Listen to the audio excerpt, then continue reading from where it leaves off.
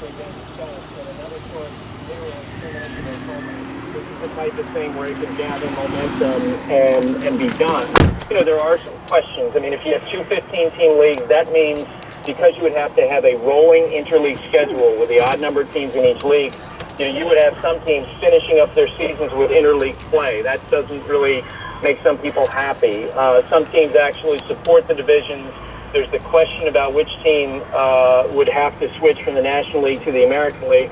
But a really important point in this is that the union has indicated an openness to this idea, which, as we know from past negotiations, is maybe the biggest hurdle. So we'll see how it goes from here. I would put it, if I don't put it at 50-50, I think it's like 48 to 52. Did this come about because there is so much passion around the sport to get the best teams into the playoffs?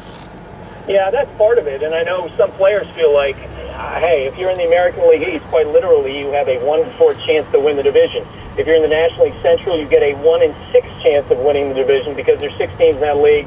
And if they go to this, and we're pretty sure they are going to go to 5 teams making the playoffs, your chances are much better in the American League than the National League. And if you're the union and you're representing the interest of all your players, you want everybody to have an equal shot.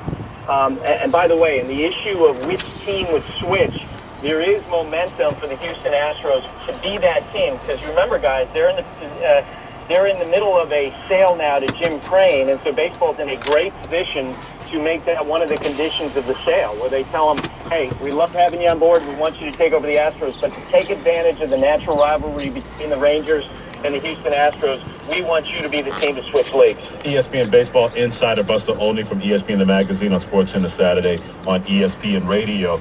We had a question raised from one of the listeners on the show that this could really affect rivalries like the Dodgers versus the Giants, Yankees versus the Red Sox, Cubs versus Cardinals. If this happens, how will that affect those rivalries that have been so key, especially in the divisions?